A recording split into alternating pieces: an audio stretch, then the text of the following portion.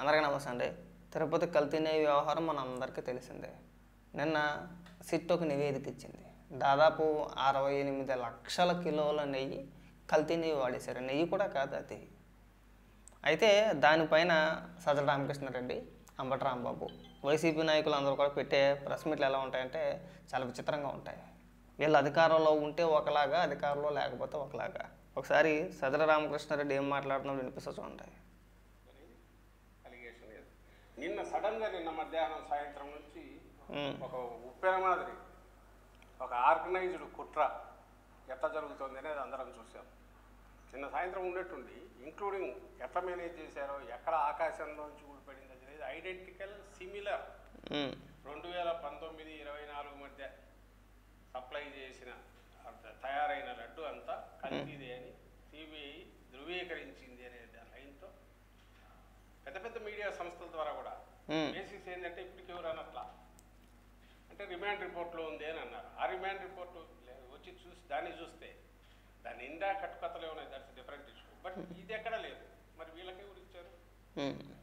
అలాగే ట్వీట్ పెద్ద పెద్ద ఇన్ఫ్లుయెన్సర్స్ చాలా ఫాలోయింగ్ ఉండేవాళ్ళ ద్వారా ఎట్లా పెట్టించారో తెలియదు కానీ సిమిలర్ అక్షరం కామా ఫుల్ స్టాప్ కూడా ఫుల్ పోకుండా 7-8 మందితో ఒకే ట్వీట్ నేషనల్ లెవెల్లో పెట్టించారు. అరగంటలో లోకేష్ ట్వీట్ అనేది ఆ బోలే బాబా అనే వాడి కూడా ఆ కంపెనీ వేరే కంపెనీల ద్వారా పూర్తి ఈ కెమికల్స్ వీటిని కలిపి పామ్ ఆయిల్ కొంచెం తీసుకొని దానికి కెమికల్స్ కలిపి సప్లై చేశారు. 22-23, 23-24, 24-25 అనేది అలిగేషన్ చేశారు.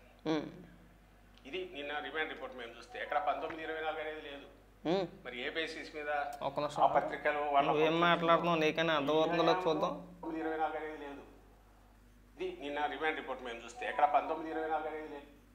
కెమికల్స్ వీటిని కలిపి పామ్ ఆయిల్ కొంచెం తీసుకొని దానికి కెమికల్స్ కలిపి సప్లై చేశారు. 22-23, 23-24, 24-25, 22-23, 23-24 ఎవడున్నాడు అధికారంలో? రిమాండ్ రిపోర్ట్ మేము చూస్తే సజ్జల 22-23, 23-24 జగన్మోహన్ రెడ్డి కదా. 19-24 లేదు. ఎవడో చెప్తున్నావు? ఈ పీతకూర రాసుకుని ఏం మాట్లాడుతున్నావు, ఎందుకు మాట్లాడుతున్నావు? నీకైనా ఒక క్లారిటీ ఉంటుందా? మీరు తిరుపతిని అడ్డం పెట్టుకొని, వెంకటేశ్వర స్వామిని అడ్డం పెట్టుకొని అక్కడ వచ్చే ఆదాయాన్ని ఏదో రకంగా దోచేయాలనే ప్రయత్నాలు చేశారు, విశ్వ ప్రయత్నాలు చేశారు. అయినా నాకు తెలియక అడుగుతాను, టీడీటీ చైర్మన్గా అన్య మతస్థులు నియమించాల్సిన అవసరం వచ్చింది. నాకు అర్థం కావట్లా. ఎందుకు నియమించారు? ఎవరి కోసం నియమించారు? భువన కరుణాకర్ రెడ్డి హిందువా? కాదు. వైవి సుబ్బారెడ్డి. మీరు తిరుమల తిరుపతి దేవస్థానంలో అన్ని మతస్థులను పెట్టి మీరు చేసే లేఖీ వ్యవహారాలన్నీ కూడా దొరికేసిన తర్వాత మళ్ళీ ఇక్కడికి వచ్చి అడ్డంగా వాదిస్తాడేటండి. ఏకంగా 8 మంది 10 మంది ఏకంగా ఒకే ట్వీట్ వేయించేశారు. నేను మీ నాయకులంతా వేసేయలేదా? అంబటి రాంబాబు, రోజా, మీరంతా కూడా ఒకటే స్క్రిప్ట్ యాజ్లీజ్గా ఉన్నదన్నట్టుగా దింపేలేదా? దొరికితే ఒకలాగా, దొరకకపోతే ఒకలాగా మనం మాట్లాడచ్చు, కాదనట్లా. అడ్డంగా దొరికేసిన తర్వాత మళ్ళీ వితండవాదం చేయకూడదు. దొరికేసిన తర్వాత వితండవాదం. ఇక్కడ ఇంకా మాట్లాడు. ఇక్కడ 19-24 అనేది లేదు. మరి ఏ బేసిస్ మీద ఆ పత్రికలు వాళ్ళకు ఎట్లా వచ్చిందో, వీళ్ళ హయాంలో నువ్వు వచ్చినాకంటే చంద్రబాబు నాయుడు వచ్చిన 8 నెలల తర్వాత జరిగింది. అసలు నువ్వు మొత్తం దాన్ని అసలు కాంట్రాక్ట్ ఇచ్చిందే నువ్వు రావడానికి 10 రోజుల ముందు, 15 రోజుల ముందు. అబ్బో, వచ్చిన రోజుల తర్వాతే ఫస్ట్ సప్లై వచ్చింది మీ గవర్నమెంట్ వచ్చాక. అదే మరి మండే మాటలంటే ఇప్పుడే అన్నాడా? రిమాండ్ రిపోర్ట్లో ఉంది 22-23, 23-24, 24-25 అన్నాడు. ఇప్పుడే అన్నాడా? చంద్రబాబు నాయుడు గారు ముఖ్యమంత్రి ఎప్పుడు అయ్యారు? ఎప్పుడు ప్రమాణ స్వీకారం చేశారు? జూన్ కదా, 2024 జూనే కదా. మరి 22 దాకా ఎందుకు వెళ్ళిపోయావు? చెప్పపోయావా? ఇంక 4 రోజులు పోతే జగన్మోహన్ రెడ్డి అసలు ముఖ్యమంత్రిగా చేయలేదని వేస్తారు వీళ్ళంతా కలిసి. అసలు గత 5 ఏళ్ళ కాలం పాటు మేము పరిపాలించలేదు, అసలు జగన్మోహన్ రెడ్డి అసలు ముఖ్యమంత్రి అవ్వలేదని చెప్పేసి అని అంటారు. కాస్త సిగ్గుపడే మాట్లాడేటప్పుడు. మళ్ళీ అన్నీ అడ్డగోలుగా మాట్లాడి దొరికేసింది కాకుండా ఇక్కడికి వచ్చి మీ హయాంలోనే ఇచ్చారు కదా. మీరు ఇవ్వలేదా? 68 లక్షల కిలోల నెయ్యిని సరఫరా చేశారు మీ హయాంలో. మొదటి లోడ్ వచ్చిందా? అక్కడ రిమాండ్ రిపోర్ట్ చదివేవా అసలు? ఆధారాలు లేకుండా చేస్తారండి. ఒక పక్క సిబిఐ, ఒక పక్క సిట్టు, అన్ని ఆధారాలు దొరికేసినా సరే ఇంకా అడ్డగోలుగా వాదిస్తాడు, అడ్డంగా వాదిస్తున్నారు వచ్చి ఇక్కడికి వచ్చి. అంటే మీరు ఏదైనా ఒక కేసు పెట్టి విచారణ చేస్తే అందులో 100% నిజం ఉన్నట్లు లెక్క. మన మీద ఏదైనా ఆరోపణ వచ్చిందంటే లేదు లేదు, ఆ విచారణ అంతా ఫేకు, అబ్బాయి అదేం కాదు. ఎక్కలేని లాజిక్లన్నీ ఇక్కడ మాట్లాడేస్తారు. 2024 వరకు, 2019 నుంచి 2024 వరకు జగన్మోహన్ రెడ్డి ముఖ్యమంత్రి, అవి గుర్తుపెట్టుకో బాగా. మళ్ళీ ఇక్కడికి వచ్చిన తర్వాత ఉపన్యాసం చెప్పమాక. శ్రీకాంత్ దగ్గర 2 రోజులకు ధర్మారెడ్డి ట్రాన్స్ఫర్ అయ్యాడు. ఇతను ఎవరు, మన శ్యామలరావు వచ్చాడు. ఇంకా అక్కడ నుంచి వాళ్ళదే నడిచింది. మరి అక్కడికి సంబంధించినంత వరకు ఒకవేళ నీకు ట్రేసెస్ అలా కనపడినాయంటే నువ్వు స్టాప్ చేసి ఉంటే మార్చి 25న మళ్ళీ అట్లా వచ్చాయి. 50% ఇదో 50% ఇదే, అసలు లేకుండా కలిపారా? Is it possible? ఒకవేళ చేసింది ల్యాబొరేటరీలో చేయొచ్చు, కమర్షియల్ స్కేల్లో కుదురుతుందా? అంత చేసేదానికి పడే శ్రమ అది గిట్టుబాటు అవుతుందా? పోనీ ఇవన్నీ తెచ్చి లడ్డు అంటే శనగపిండి వాడి లడ్డు చేస్తే అది నిల్వ ఉంటుంది అసలు? నువ్వు 319 రూపాయలకు వైఎస్ఆర్సీపీ హయాంలో, అంటే మా హయాంలో గన టెండర్లు పిలిచింది, ఆ రేటు వర్కౌట్ కాదు, అంత తక్కువకి ఇచ్చారంటే కల్తీ చేసి ఉంటారు కొంత, ఎంతో కొంత అనే అజంప్షన్కు నువ్వు వచ్చినావు. దీంట్లో కూడా రాశారు. మరి ఆ లెక్కన నీ హయాంలో గతంలో 14-19 మధ్య 273 రూపాయలకే నువ్వు ఇచ్చినావు. చూపించాల్సింది ఆధారాలతో. కల్తీ ఏంటి అలా?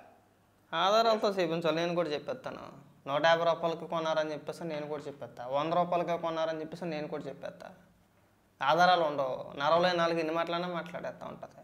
ఇది మీరు గతంలోని అమరావతిలో ఏకంగా 6,17,000 కోట్ల రూపాయలు అవినీతి చేసారు అని చెప్పేసి జగన్మోహన్ రెడ్డి పుస్తకం వేసేసాడు కదా.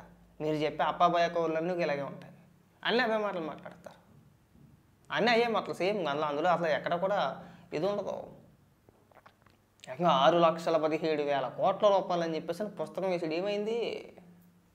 విలువలు, విశ్వసనీయత, మేము ఏది మాట్లాడినా నిజమే మాట్లాడతాం, 100% అసలు అక్షరం ఒక పొల్లిపోతాను మాట్లాడి మీరు ఏమైంది? బాబాయ్ గొడ్డల పోటీ ఏమైంది? అన్నీ ఇలా వక్రీకరిస్తూనే ఉంటారు. ఏదో ఒకటి ఏదో రకంగా వక్రీకరించేసి మన చంద్రబాబు నాయుడు గారి పైన బురద జల్లేయాలి. మీరు మాత్రం ఎన్ని అవినీతి కార్యక్రమాలన్నా చేసేయచ్చు, ఎంతైనా తినేయచ్చు, ఎంతైనా దోచేయచ్చు. తిరిగి మీ మీద కేసులు పెట్టేస్తే దేవుడితో ఆడుకుంటున్నారు. దేవుడితో ఆడుకున్నారు మీరు. డైరెక్ట్గా దేవుడు సొమ్ముని తినేశారు. ఆ సొమ్మును కూడా సంక్షేమ పథకాలకి ఏదో రకంగా వాడాలని ప్రయత్నం చేశారు, వాడారు. ఇంకా దాన్ని ఒక ఆదాయంగా మలుచుకోవాలని చెప్పేసిన ప్రయత్నం చేశారు. దేంట్లో పడితే దాంట్లో. ఆఖరికి స్వామివారికి ప్రసాదం తయారయ్యే వస్తువుల్లో కూడా, అది నెయ్యి కావచ్చు, లేదంటే ఇతర పదార్థాలు కావచ్చు, ఇంకోటి కావచ్చు, అన్నిటిలోని కూడా ఏదో రకంగా దోచేయాలనే ప్లాన్ చేశారు. ప్లాన్ చేసి ఇంత ఘాతుకానికి పాల్పడిన తర్వాత కూడా, దొరికేసిన తర్వాత కూడా అడ్డగోలుగా వాదిస్తున్నారు. ఇక్కడికి వచ్చిన సమస్య ఏంటంటే అడ్డగోలుగా వాదిస్తున్నారు. ఇప్పుడు విచారణ జరిగిన తీరు ఏదైతే ఉందో చాలా క్లియర్గా దానికి సంబంధించిన వ్యక్తులు ఎవరైతే ఉన్నారో వాళ్ళందరినీ కూడా అరెస్ట్ చేసుకుంటూ వచ్చారు. వాళ్ళు ఇచ్చిన స్టేట్మెంట్లు అవి ఎవరినైతే అరెస్ట్ చేశారో, ఎవరినైతే విచారించారో వాళ్ళు ఇచ్చిన స్టేట్మెంట్లు అవి. వాటి ఆధారంగా సిట్ ఒక రిమాండ్ రిపోర్ట్ ఇచ్చింది. ఆ రిపోర్టులో ఉన్న వాస్తవాలని, ఉన్న విషయాలని బయటికి ప్రచారం చేస్తే వీళ్ళకి నొప్పి వచ్చేసింది. అదంతా కూడా విష ప్రచారం అని చెప్పేసి అని మాట్లాడుతున్నారు. అన్నీ మన సాక్షులు వచ్చినవన్నీ నిజాలు కదా. మన సాక్షులు ఎన్నైనా రాసేయచ్చు, మనం ఎన్నైనా మాట్లాడేయచ్చు, మనం ఎంతన్నా దోచేయచ్చు. ఎవడు ఏమి తిరిగి అడగకూడదు, మనం ప్రశ్నించకూడదు. ఏదన్నా అంటే మళ్ళీ భగవంతుడితో ఆడుకుంటున్నారనే మళ్ళీ ఇదొకటి మళ్ళీ మనోభావాలు దెబ్బతీసేస్తున్నారంట. హిందువుల మనోభావాలు దెబ్బతీసేసింది మీరు. చివరికి తిరుమల తిరుపతి వెంకటేశ్వర స్వామిని కూడా వదల్లా. ప్రసాదంలో కూడా కల్తీయే, అడ్డగోలుగా దోచేసారు. కంగారు పడమాకండి, అప్పుడే అయిపోయిందా? చర్యలు తీసుకోవచ్చు కదా. లాజిక్లు ఎందుకు తొందరపడమాకండి, తీసుకుంటారు. ఏం చేసినా సరే పక్కా ఆధారాలతో చేస్తారు. అడ్డగోలుగా వేసేయాలి కదా, లోపల ఎత్తేసేస్తే సరిపోద్దులే అని చెప్పేసి అని తొందరపాటు చర్యలు ఏమి ఉండవు. ఏం చేసినా నిదానంగా పక్కా ఆధారాలతో.